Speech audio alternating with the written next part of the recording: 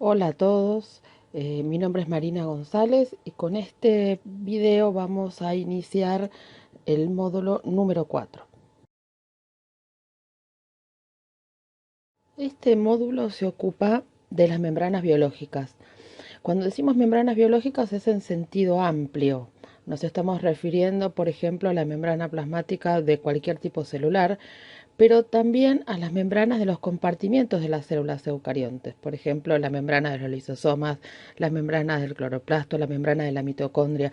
Entonces, si bien en general nos vamos a centrar en la membrana plasmática en particular, porque es la vía de intercambio que tienen las células con el exterior, tenemos que tener presente que todas las membranas biológicas comparten una estructura similar. Entonces vamos a comenzar justamente detallando cuál es esa estructura, qué componentes tiene toda membrana biológica. Ahora bien, ¿cuáles son las características generales de toda membrana biológica? En primer lugar, vamos a decir que las membranas son láminas u hojas que separan compartimientos que tienen composición química distinta. Y justamente la presencia de estas membranas posibilita que estas diferencias entre estos compartimientos que ellas separan se mantengan a lo largo del tiempo. También las membranas biológicas tienen una composición similar, habíamos dicho hace un momentito. Están compuestas por lípidos, proteínas e hidratos de carbono. Si miramos los componentes de la membrana, nos vamos a encontrar con que están dispuestos en forma asimétrica. Es decir, que si nosotros miramos tanto a un lado como a otro lado de una membrana, vemos que los componentes no están distribuidos en forma pareja, en forma uniforme. También las membranas son fluidas. Fluidas quiere decir que no son rígidas, tienen una consistencia que no es rígida. Y eso va a ser fundamental para, por ejemplo, el transporte a través de las membranas. También toda membrana biológica tiene permeabilidad selectiva, o también decimos que son selectivamente permeables. Y esto lo asociamos directamente con una de las funciones importantes de las membranas que es el transporte. ¿Qué quiere decir que tienen permeabilidad selectiva? Implica que las membranas podrán ser atravesadas con cierta facilidad por ciertas partículas y no tanto para otras. Eso lo vamos a trabajar más detalladamente cuando nos metamos en la parte de transporte a través de las membranas. Si pensamos ahora en las funciones que tienen las membranas, con lo que nos vamos a encontrar es que hay una diversidad amplia de funciones y que fundamentalmente en esa variedad de funciones siempre hay proteínas involucradas. Entonces, como ustedes ya vieron en el capítulo de biomoléculas, que las proteínas son un tipo particular de moléculas donde encontramos una variedad enorme de funciones, eso también lo vamos a encontrar relacionado con las membranas. Pero para hacer un pantallazo muy general de solo algunas de las funciones que pueden tener las membranas, nos encontramos con que tenemos función de transporte. Hay proteínas de membrana que posibilitan transportar partículas de un lado a otro de la membrana. Esto lo vamos a ver en un próximo video cuando trabajemos sobre transporte. También hay proteínas de las membranas que tienen función enzimática. Hay proteínas de la membrana que tienen la función de recibir y captar señales del entorno para que luego la célula pueda elaborar una respuesta adecuada ante esa señal. También hay proteínas de la membrana que funcionan como marcadores. ¿Esto qué quiere decir? Nos encontramos con ciertas proteínas de la membrana que están en determinado tipo celular en forma muy particular y no lo encontramos en otro tipo de células. Por eso se constituyen en marcadores, marcadores de su presencia en determinado tipo celular. También hay proteínas de membrana que participan en la unión célula a célula. Cuando las células se unen entre sí, por ejemplo, para formar tejidos, esas uniones que se establecen entre ellas involucran a proteínas de la membrana. También hay proteínas de la membrana que posibilitan la interacción con el citoesqueleto y esto va a influir sobre la forma de las células, por ejemplo. Como ven, no podemos indicar una función única de las membranas, sino que hay un amplio espectro de funciones. Nosotros nos vamos a centrar en particular en este capítulo en el transporte a través de las membranas. Para que podamos comprender una de las funciones de las membranas, como es el transporte, por ejemplo, es muy importante que sepamos la estructura, cómo está compuesta la membrana, qué biomoléculas la componen, cómo se disponen unas en relación con las otras. Entonces, toda membrana biológica está compuesta por tres tipos de biomoléculas, por lípidos, proteínas y por glúcidos. Dentro de los lípidos son los fosfolípidos, que son la base fundamental de constitución de toda membrana biológica, y también en algunas membranas, además de fosfolípidos, podemos encontrar colesterol. Con respecto a las proteínas se dividen en dos clases, integrales y periféricas. Esta distinción entre proteínas integrales y periféricas no es una distinción funcional, sino que las dividimos de este modo básicamente para describir cómo interactúan estas proteínas con los fosfolípidos.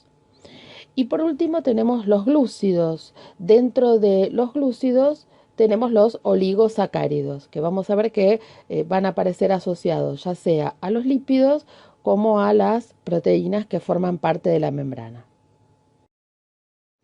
Dentro de los lípidos que forman las membranas, decíamos que la base fundamental son los fosfolípidos.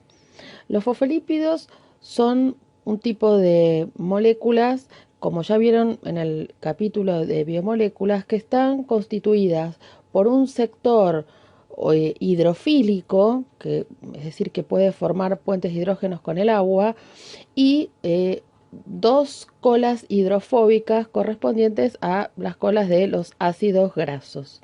La cabeza hidrofílica es la que tiene el grupo fosfato. Estos fosfolípidos se disponen en medios acuosos formando bicapas. Esta capacidad de formar bicapas se debe al carácter anfipático que presentan estas moléculas. Los fosfolípidos se unen entre sí formando las bicapas por medio de uniones débiles. Cuando decimos uniones débiles queremos hacer referencia a que son uniones que no son de tipo covalente. Y son los grandes responsables de la fluidez de la membrana. Ahora, ¿por qué los fosfolípidos son los grandes responsables de la fluidez? ¿A qué se atribuye eso? Tiene que ver básicamente con qué tipo de ácidos grasos forman parte de esos fosfolípidos. Recuerden que los ácidos grasos saturados a temperatura ambiente tienden a ser sólidos, mientras que los ácidos grasos insaturados a temperatura ambiente tienden a ser líquidos. Si lo trasladamos ahora esto pensando en el contexto de la membrana, si tenemos fosfolípidos donde haya más presencia de ácidos grasos insaturados, eso hará que la membrana sea más fluida. Y si tenemos mayor presencia de ácidos grasos saturados, eso tenderá a hacer que la membrana sea más rígida. En general, lo que solemos ver es que en los fosfolípidos que forman parte de las membranas, de los dos ácidos grasos, uno suele ser saturado y el otro insaturado. Los fosfolípidos se disponen en forma asimétrica. Esto implica que si pudiéramos mirar qué tipo de o qué fosfolípidos encontramos en una cara de la bicapa y qué fosfolípidos encontramos en la otra cara de la bicapa, nos vamos a encontrar que no son exactamente los mismos. Por eso decimos que se disponen asimétricamente. Pero además de los fosfolípidos, en algunas membranas encontramos además otro componente lipídico que es el colesterol. Aquí lo importante es tener en cuenta que el colesterol es un componente muy importante, pero en las membranas de las células eucariontes de tipo animal.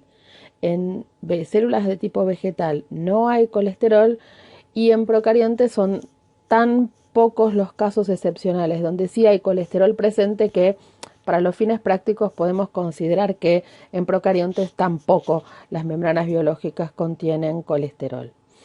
El colesterol es un esteroide, es una molécula plana, bastante voluminosa y que se intercala entre los fosfolípidos. Y la función que le aporta la presencia del colesterol a las membranas es que permite regular el grado de fluidez.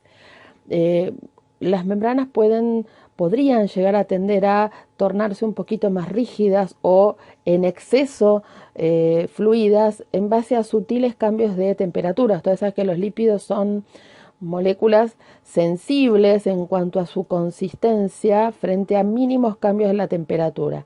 La presencia del colesterol justamente lo que posibilita es regular ese grado de fluidez para que se mantenga relativamente constante a pesar de que si hubiera modificaciones en la temperatura ambiente que pudieran afectar a la consistencia de la membrana. Por otro lado, también el colesterol permite aumentar la estabilidad de la bicapa, es decir, hacerla un tanto más resistente, ¿no? Siempre teniendo en cuenta que un poco más resistente no quiere decir rígida, ¿no? Solamente le otorga un poco más como de consistencia a la membrana.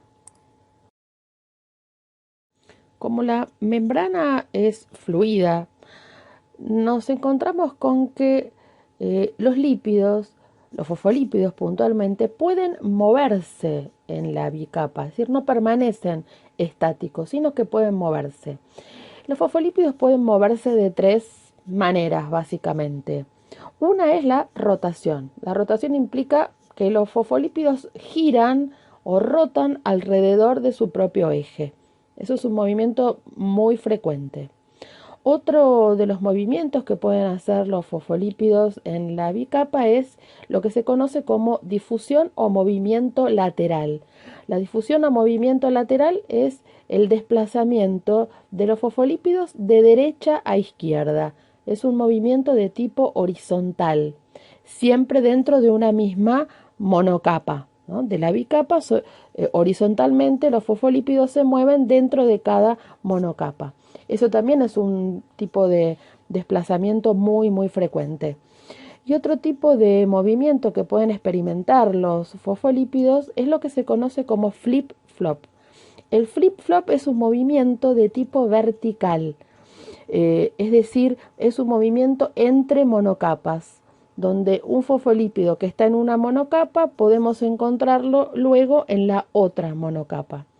Este movimiento no es tan frecuente como la difusión lateral o la rotación, básicamente porque es un movimiento que depende de enzimas que lo hagan y que además depende de consumo de energía para que pueda suceder. Las proteínas de la membrana decíamos que podíamos clasificarlas en dos categorías, integrales o periféricas. La distinción entre integral y periférico alude básicamente a qué forma de interacción tienen estos dos tipos de proteínas de la membrana con los fosfolípidos. Las proteínas integrales son aquellas que interactúan, es decir, se unen tanto a las cabezas como a las colas de los fosfolípidos. Esto hace que estas proteínas, entonces, al tener este tipo de interacción con los fosfolípidos, sean proteínas que estén, podríamos decir, sumergidas en la bicapa. Pueden estar sumergidas en forma total. En la imagen sería la proteína que está en color amarillo y en color rojo. Están sumergidas totalmente en la bicapa. De hecho, atraviesan la bicapa de lado a lado. Interactúan con las dos monocapas de la membrana. Este caso particular de proteínas integrales que atraviesan completamente la membrana de lado a lado, las llamamos proteínas transmembrana. Digamos, sería como un tipo de proteína integral.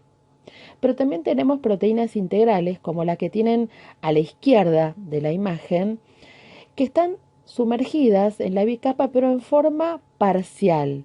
¿Qué quiere decir? Que interactúan tanto con las cabezas como con las colas de los fosfolípidos, por eso es una proteína integral, pero en este caso de una de las dos monocapas, no con las dos. Por eso estas proteínas no atraviesan la membrana de lado a lado, pero también toman contacto con las colas y cabezas de los fosfolípidos. El otro tipo de proteínas, en base a la disposición que adoptan, son las periféricas. Las periféricas son aquellas que no toman contacto con las colas hidrofóbicas de los fosfolípidos, es decir, permanecen unidas exclusivamente a las cabezas de los fosfolípidos. En la imagen es la que tenemos en color verde y en el color azul más oscuro. En el caso del azul está unida directamente a la cabeza de un fosfolípido de la bicapa y en el caso de la verde está unida a un sector de una proteína integral, pero fíjense que nunca toma contacto con la parte hidrofóbica de la membrana. Las proteínas, tanto las integrales como las periféricas, son las responsables fundamentales de las funciones de las membranas. Vieron que al comienzo del video hablábamos justamente de algún espectro de funciones que pueden tener las membranas y siempre había proteínas involucradas en eso. Y si prestamos atención a la imagen y miramos, prestando atención solamente a las proteínas, ¿qué vemos de un lado y del otro lado de esta membrana? Vemos que la imagen no es la misma. Es decir, que las proteínas tienen también una disposición asimétrica. El tercer componente de las membranas biológicas son los hidratos de carbono. Concretamente, en las membranas encontramos principalmente oligosacáridos asociados. Los oligosacáridos suelen estar unidos tanto a las proteínas, formando en este caso glucoproteínas, o también unidos a los lípidos, a los fosfolípidos, formando glucolípidos. Los oligosacáridos en las membranas tienen una función relacionada con el reconocimiento célula a célula. Un tipo celular es similar a otro tipo celular que forma parte del mismo tejido, por ejemplo, porque comparten cierto tipo de oligosacáridos en su membrana. El tipo de oligosacáridos que tiene la membrana justamente permite establecer esta identificación, este reconocimiento entre distintos tipos celulares. Pero también los oligosacáridos en las membranas tienen un papel importante en la comunicación entre células. De hecho, cuando hablábamos de algunas de las funciones que tienen las membranas, hablábamos de la recepción de señales, que permite justamente esta recepción, la comunicación célula a célula. Y esta recepción de señales está llevada adelante por glucoproteínas, es decir, por proteínas de la membrana que llamamos receptores, que tienen siempre asociados oligosacáridos. Cuando observamos la disposición particular que tienen los oligosacáridos en las membranas, fíjense en la imagen que los oligosacáridos los encontramos solamente presentes en una de las dos caras de la membrana. Ahora, ¿en cuál de esas dos caras los vamos a encontrar?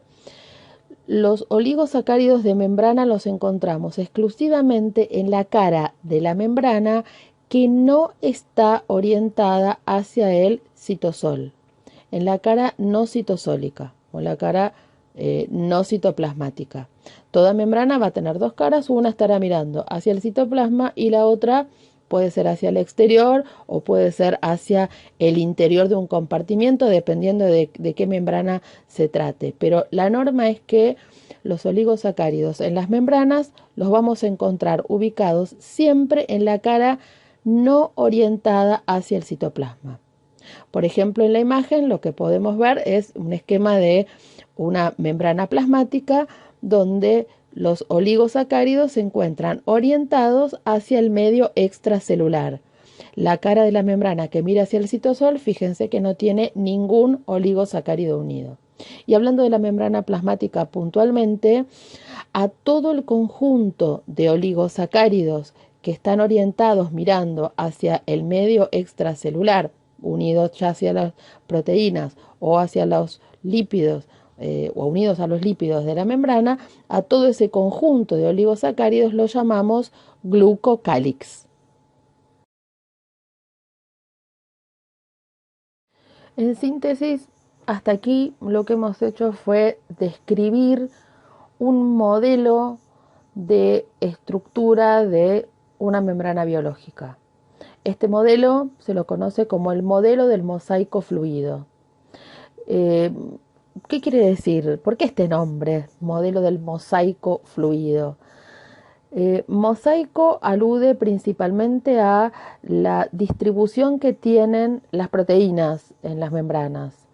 Eh, Implica que las proteínas no están dispuestas en un continuo, formando como una capa de proteínas, sino que las proteínas están inmersas o dispuestas a lo largo de la bicapa, pero no en forma continua.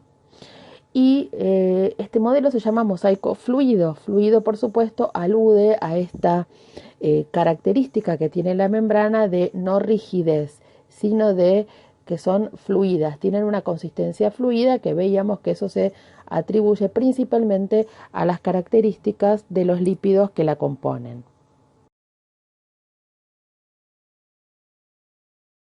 En el próximo video vamos a empezar a trabajar y analizar cómo es el transporte a través de las membranas biológicas.